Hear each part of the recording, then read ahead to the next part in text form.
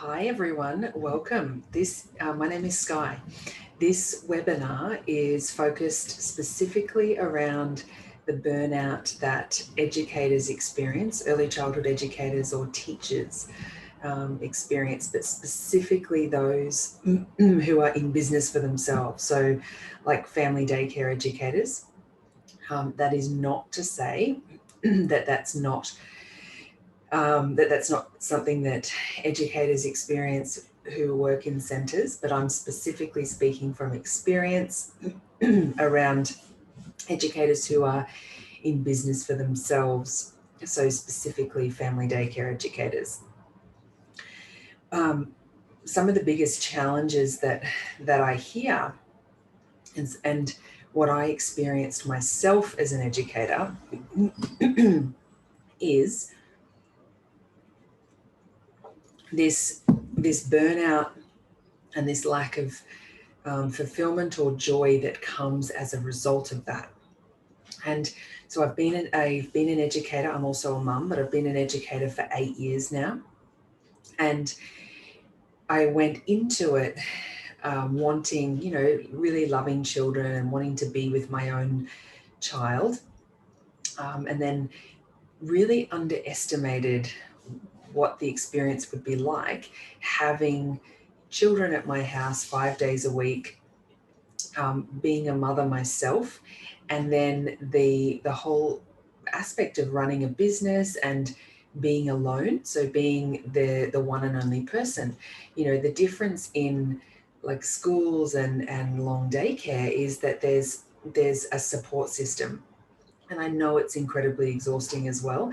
That the actual situation of working with children, they say don't work with pets or children, is because of the unpredictability that children are. And we never know what's at play, in their family life, and they have an underdeveloped prefrontal cortex. They're designed and they're wired to have these meltdowns, and they don't know how to self-regulate. So all of that, and then whatever else is going on, and they're away from their family members. So all of that makes working with children very tricky, and can be unpredictable, and especially where that there's maybe not an attachment formed yet, specifically in the early parts of the relationship building. So one of the things that happens, when we're in our early stages of creating this in our business with the family daycare, is that, if we come from a place of not knowing our worth and really not understanding what we truly value and who we really want to work with, we can tend to take on clients and create relationships in this environment where they're not in alignment with who we are. They may parent differently to our values. They may, eat differently to the nutrition that we value, and that is supportive of a child being grounded and well nourished and calm. And we might be in a situation where we don't know our worth, so we accept being treated less than, less value, and less than we want to be treated, with less respect and things like that. And so all of that creates the perfect storm for burnout. So working, choosing to work longer hours than we really feel capable of, and thinking that we have to be of service to the families and not consider ourselves and not consider what it is that we need. So when I started out in my business, I worked 5 days because I originally wanted to work 4 days. But what happened was, when I started advertising and interviewing families, the families were communicating what they wanted, and I didn't understand my own value. I didn't acknowledge my own needs, and I didn't I didn't feel that it was okay that I could actually put a boundary in place and say, no, these are the hours that I operate. Because the reality is that we can't give from an empty cup. And I know you will have heard this before. You know, you hear the flight attendants on a flight talk about put your own mask on first. We cannot serve others when we're so depleted and burnt out ourselves. And it's a distortion and an illusion to think that we have to continue on when we're completely spent and we're resentful and we're agitated and we're exhausted and we're tired and we're unfulfilled and we're discontent. But I have to do this because these people need me. And one of the things, so outside of my journey of being a family daycare educator, is that I've gone on to become a empowerment coach, and I'm specifically focusing on families and mothers and educators to support them with this coming back to bringing joy and confidence and fulfillment back into your life. Because we get to this, we tend to lose connection with ourselves. You know, whether you're a mother or not, you know, as an educator, we can tend to lose connection with ourselves and be so focused on the service of others. Now, some of the things that we learn and we talk about and we move through in some of the programs that I've created, and the journey that, because this is the journey that I've been on, and I've condensed the 8 years of learning, you know, into a supportive, transformative program for women like you, so that you don't have to do the hard yards, so that you've got the answers and you can do it more easily and quickly, so you can get back to a place of flow and fulfillment and confidence and joy and connection in your business, but in your life. Because sometimes it comes back to how we're conditioned as children, societally and within our family. So the core issue to someone, to a woman not knowing her worth and not connecting in with her own needs and not being able to set boundaries and not being able to express what she needs and not being able to put herself first, that all comes back to how we were conditioned and the programming that was instilled in us, most of the time unconsciously, when we were children. And so part of my work is also, I'm a conscious parenting coach. And so it's this understanding now that the old paradigm, the traditional paradigm of parenting, which is hierarchical, and that we see our children as a mini me, and we want to raise, you know, these little people to be mini versions, that are mini versions of us, and that often parents, you know, use their children unconsciously to fulfill some unmet needs of their own from childhood. And that often they're, you know, things that have been unmet within themselves get triggered by the child, and then it's this vicious cycle. And that there are so many patterns that we have been handed down, that from our parents, that most of the time have done it unconsciously, that have been handed down from generation to generation to generation. And whether it be that the women were just, you know, super fastidious and did absolutely everything, and, you know, they're to receive love or to be considered a good person, that they're incredibly servant, and, you know, they do all of they meet everybody's needs, and put themselves last. The challenge, and that's a societal thing, that's a patriarchal thing, but that's often been handed down from generation to generation to generation. And we get ourselves in a position that we've grown up and we become young adults, and then we continue on with that we have to continue to power, you know, regardless of whether we're sick or we're exhausted or so, you know, there's a situation where we don't feel at our capacity to work, that will always consider everybody else's needs before our own. And so, I see this daily. We went out for dinner the other week, and the waitress was clearly feeling really under the weather. You could see how exhausted she was. And every time she went back out to the kitchen to do something, they kept saying, take some vitamin B or have a Berocca or something, and she wouldn't dare take time off to rest and recoup. She needed to power on, and we're conditioned this way. And then we add on to that being a mother, or a family daycare or a family daycare educator, and we're constantly in a position of going, we completely dismiss our own needs, and then we focus on what it is that everybody else needs. So these clients need me to work these extended hours. Now, the situation is that there's this distortion that because they're a paying client, that their needs trump yours. To shift that and to come back to a place of joy and alignment and fulfillment and of deep service, because when we are fulfilled and content and happy, we actually serve our clients and our community, our family, and our planet in a much more abundant way, because we're filled up ourselves. So that scarcity mindset of I have to just keep giving and giving and giving from this empty well is a complete distortion from how it's meant to be.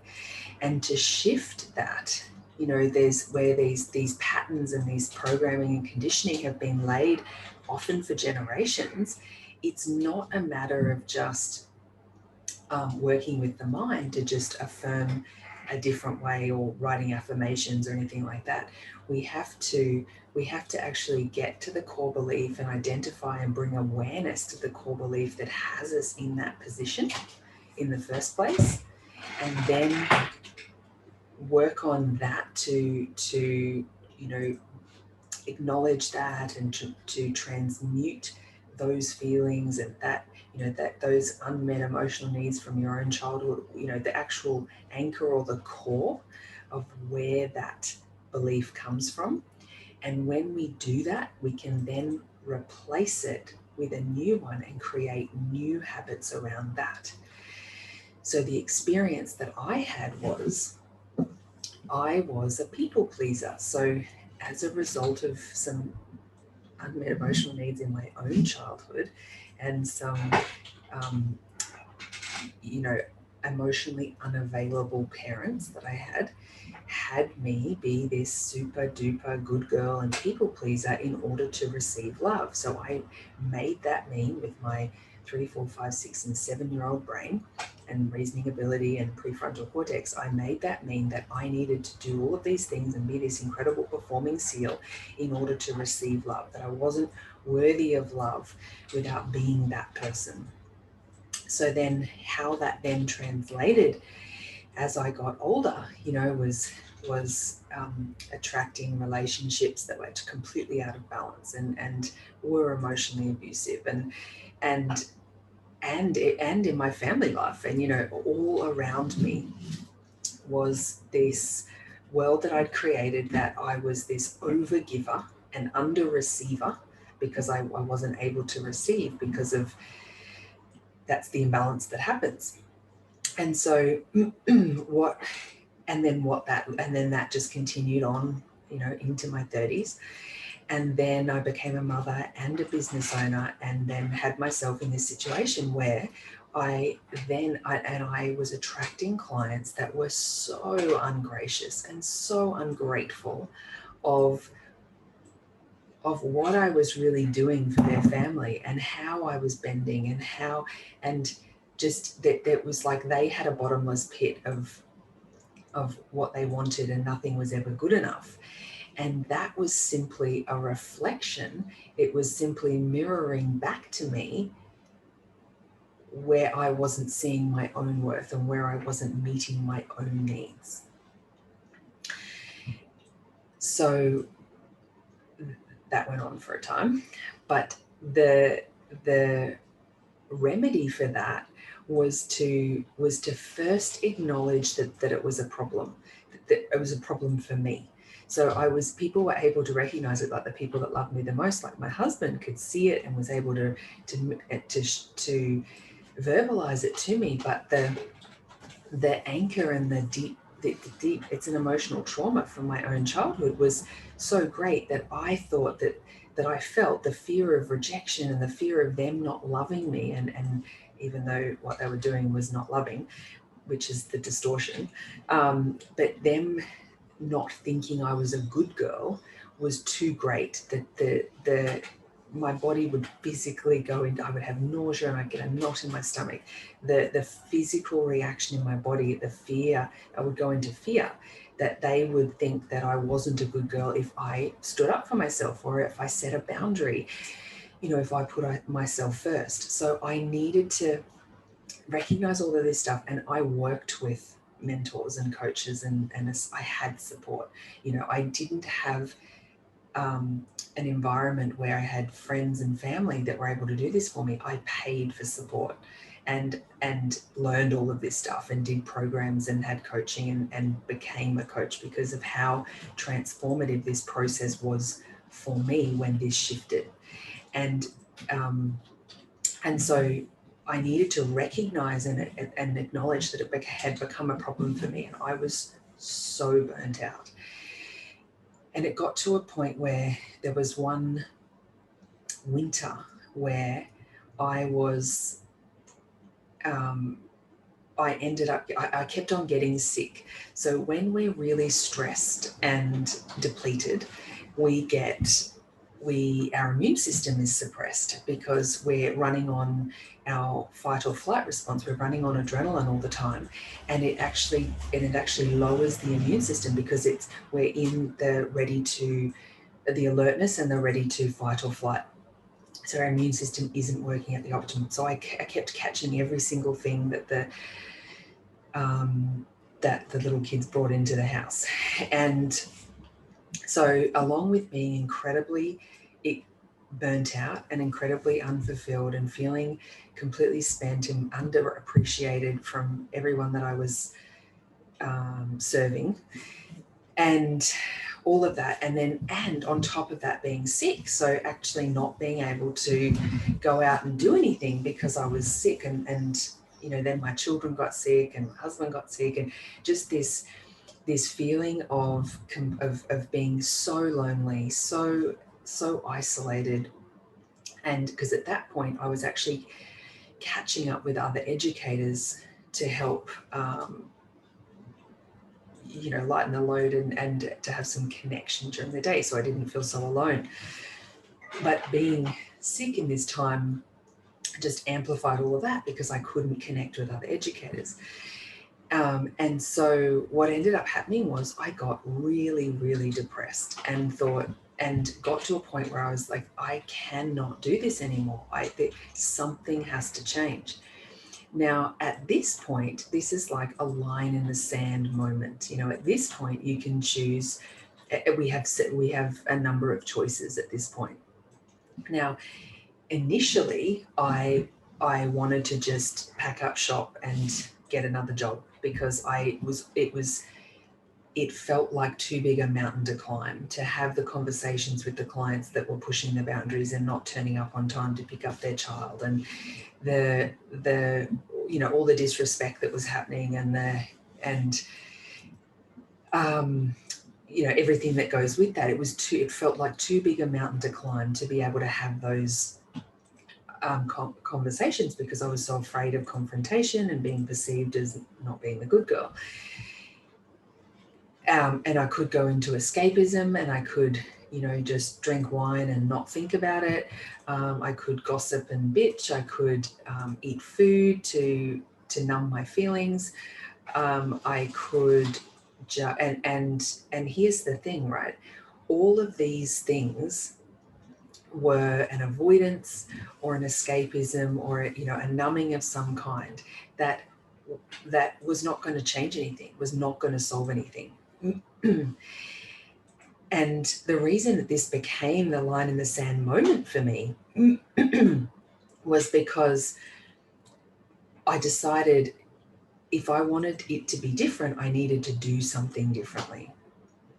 And at that point, I made different choices. And at that point, I started to learn and explore from an aspect of resolving this inner turmoil and this war that was going on inside me, that I decided that I wanted it to be different. I wanted to be able to create boundaries and hold a boundary. I wanted to be able to value myself enough and see my worth and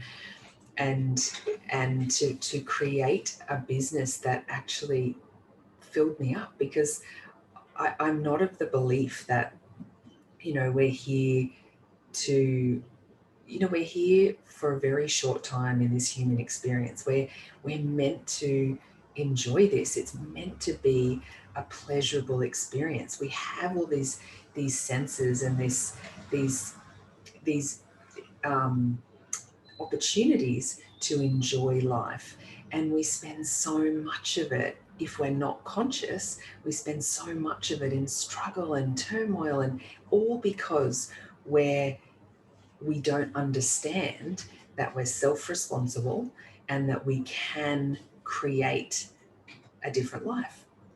And so as soon as then we shift from being the victim of our own circumstances and we take, it's called radical responsibility. So everything changed in this moment when I took radical responsibility, and I was like, I'm going to learn how to do this differently.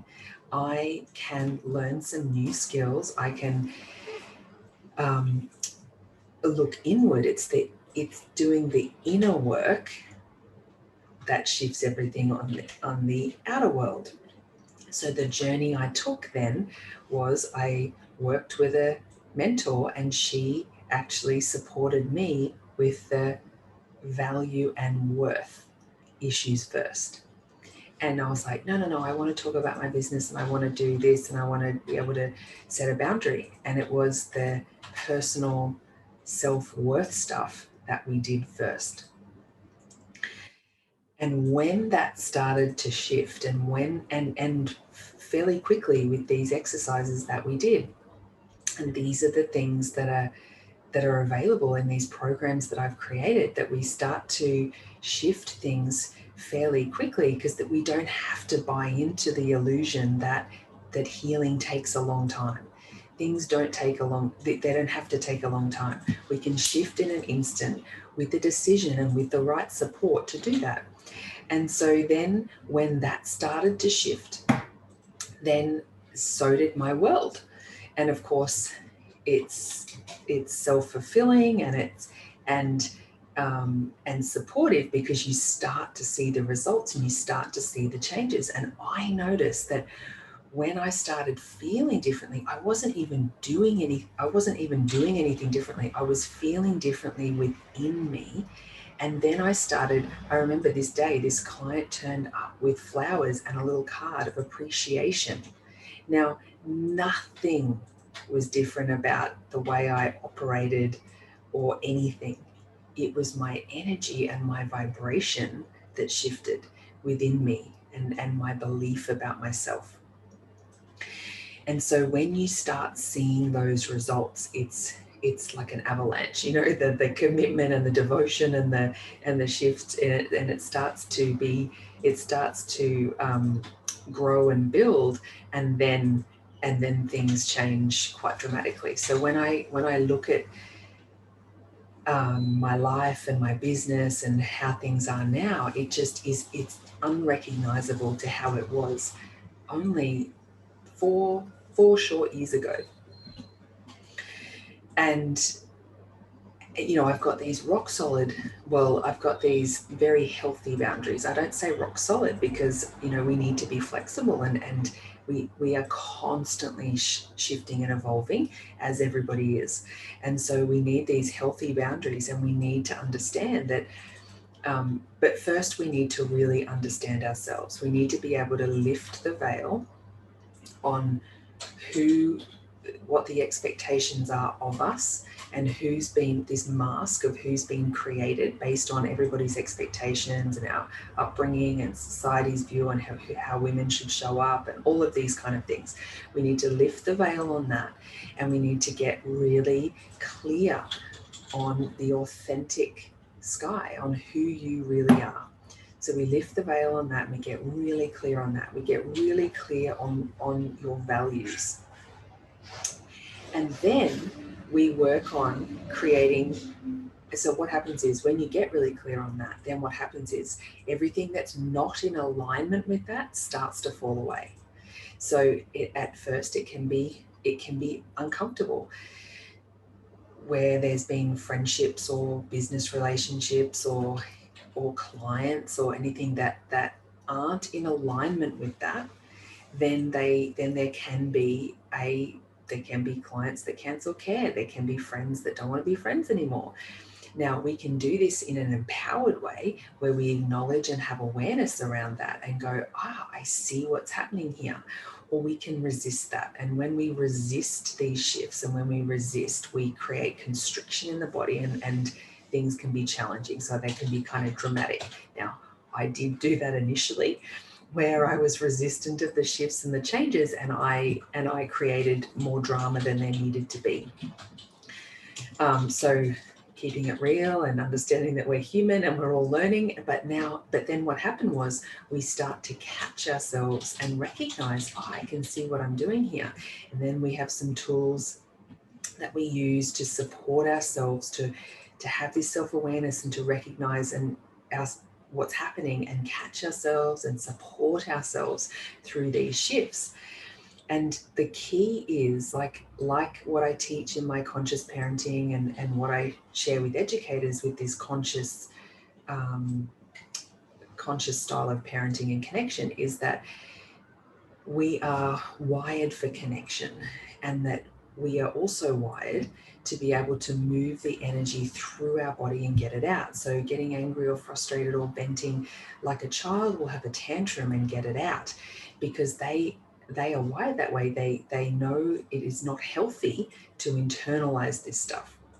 But we lose that ability because so many of us have been taught that we need to be quiet and stop it, and that's not worth getting upset about, and shut your mouth and be quiet and don't, and invalidated for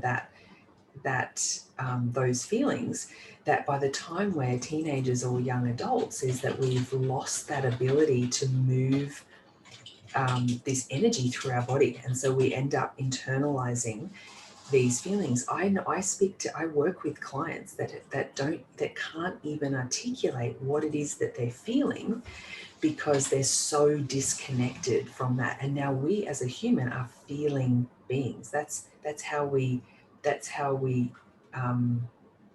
operate. And so having lost that connection numbs us to life and blocks us from experiencing the fullness of the love and joy and excitement and pleasure and desire and inspiration and all of that stuff that becomes muted when we've muted our feelings in life.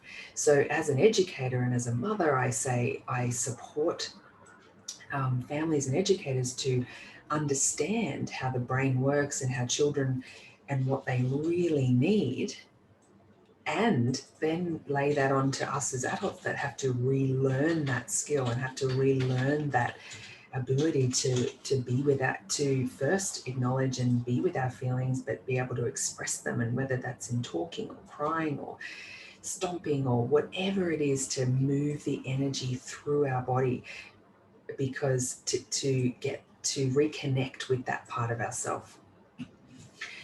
And so I've gone on a tangent and I'm getting back to where I'm coming back to where I was at. So in the process of reconnecting to ourselves, then we're able to start, then we've worked out that who we are, our authentic selves, and we've worked out our values, and we recognize that anything outside of what we truly value and what we truly want is, if it's out of alignment, it's going to start falling away. And we are going to acknowledge that can be uncomfortable, and that's a whole process in itself. That's a big thing in itself, to let go of codependent relationships, to let go of toxic relationships. So all of that are work within themselves, because there's reasons why we have those kind of relationships. So then we get to a place where we understand our worth and our value, and then we learn the skills of empowering conversations and communication skills that support connection.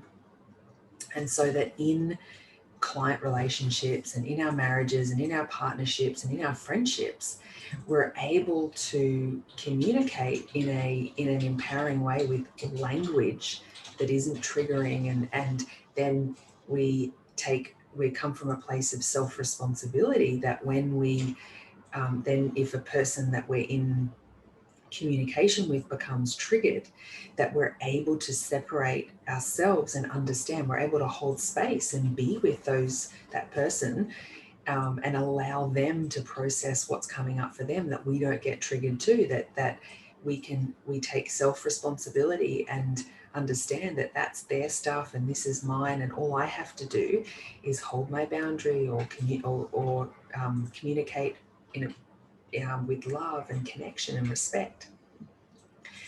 And everything starts to change. Everything changes when there's that foundation of self-worth, and we've replaced the old programs and conditioning that really doesn't serve you and doesn't empower you. And then we have language and communication and an ability to connect in a different way, in a new way, in an empowered way. And then burnout becomes it becomes non-existent, because we are able to hold the boundary and not overwork, and we're able to say, no, I don't work past 5 o'clock or whatever it is, and not take on the client if they don't require the days and times that you operate. And so then when we are managing our own emotional state, and when we're acknowledging, and when we're unraveling our own triggers and our own wounds, and we're resolving this stuff, then we don't have to punish our bodies by overeating or drinking alcohol and all the things that we do for escapism. So we don't need to do those things, because we're resolving our stuff.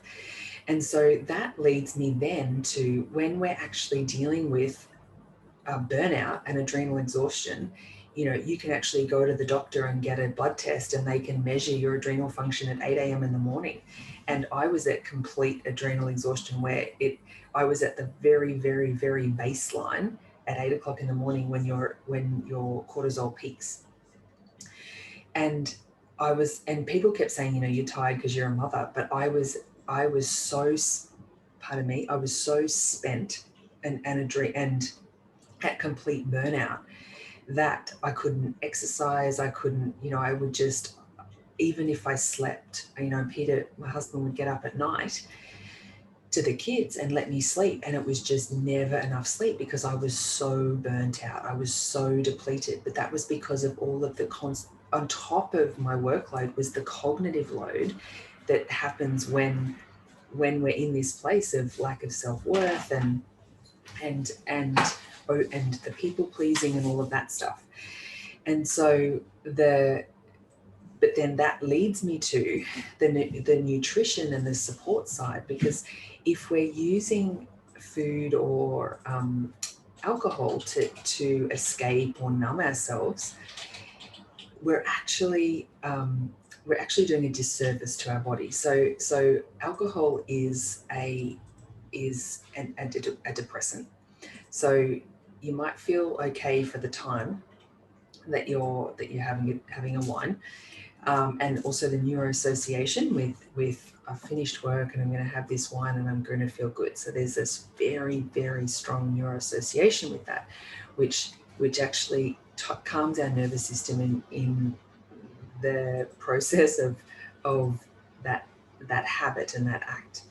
But it's a depressant, and so it's a vicious cycle, because then the next day things are harder and and it affects our hormones, and it affects our it actually contributes to anxiety because it depletes our vitamin B and our magnesium.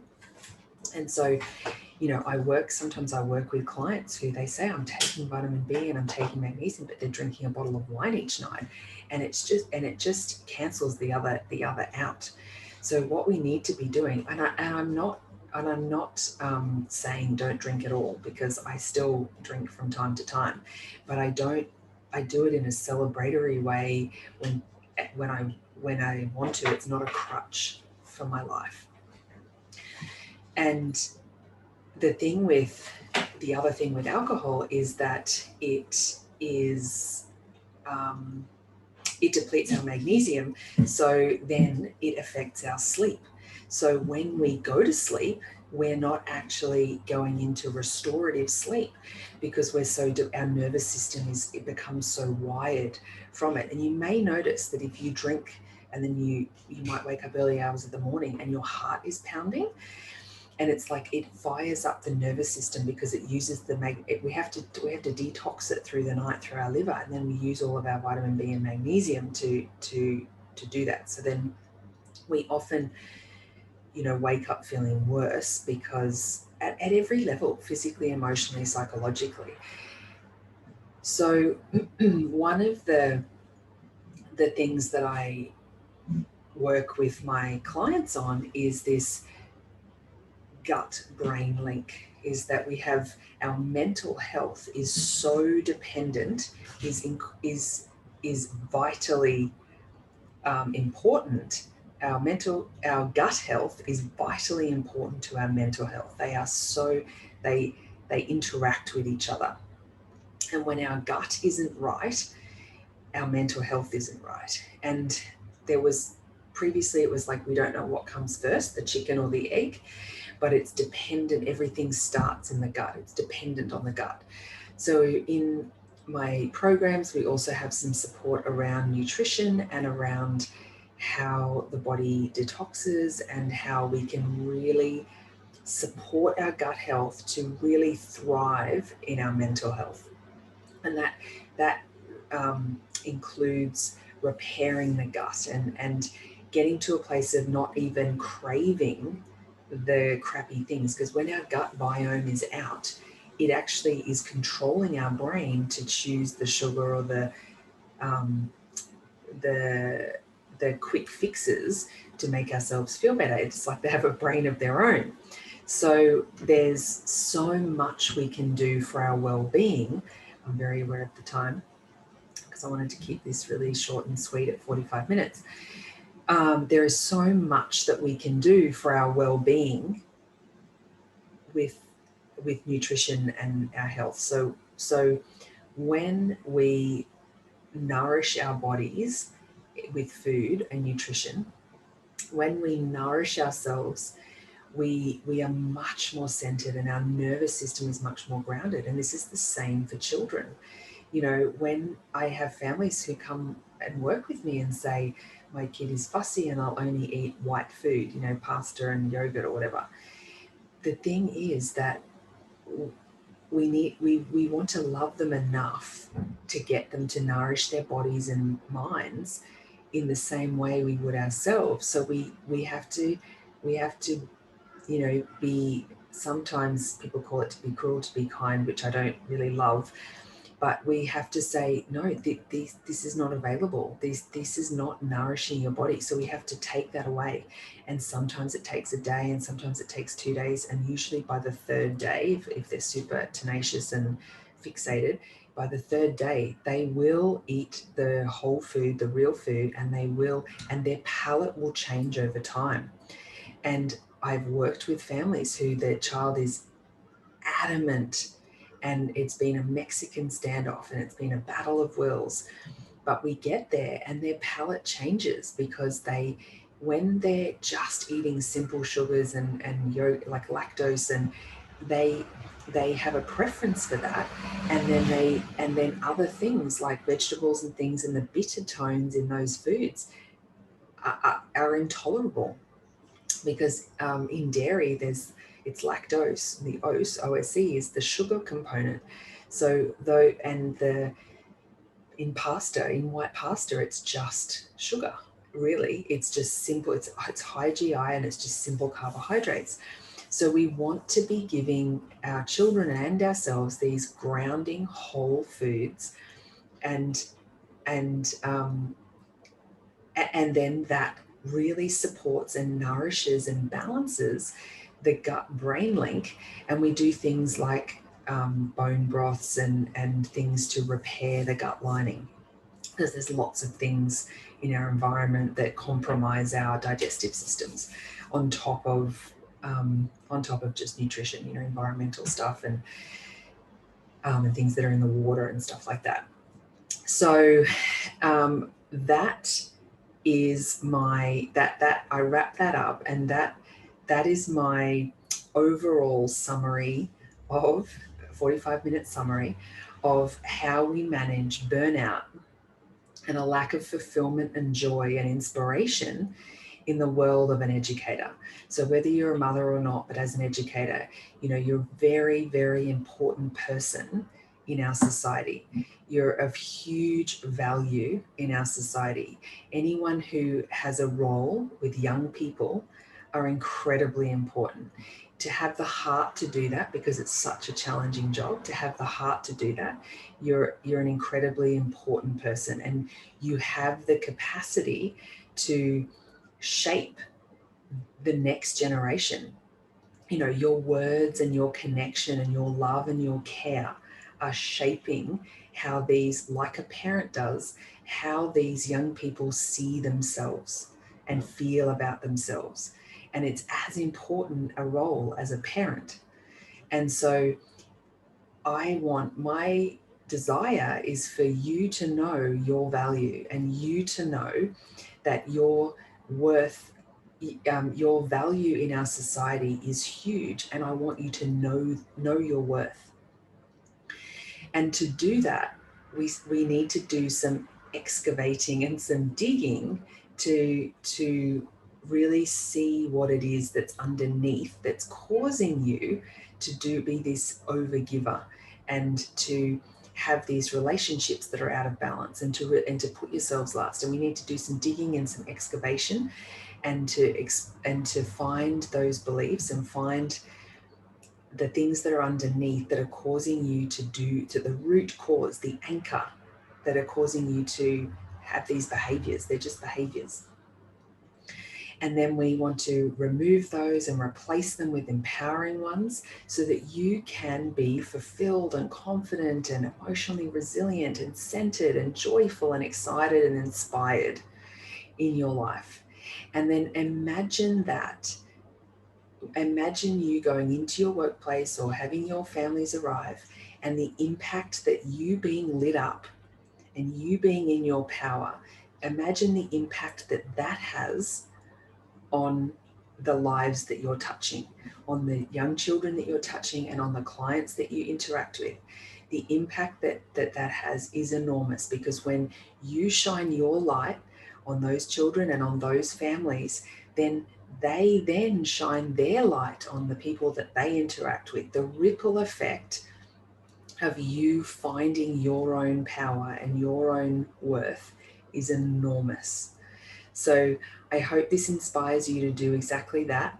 And if you feel called to learn more about what I offer, in the support that I offer, I'll include my booking link. So I have a booking link, and I have a 15-minute free clarity call, and we just have a chat about what it is that you'd like to achieve and what challenges you're facing, and to see whether I can serve you. And if I can't serve you, that's okay. I have some beautiful colleagues that I can refer you on, and some beautiful resources that I can share with you. But if I can serve you and I can support you in really stepping into your power and your light, it would be my absolute honor and pleasure. So I will wrap it up there, and I look forward to connecting with you soon. Ciao.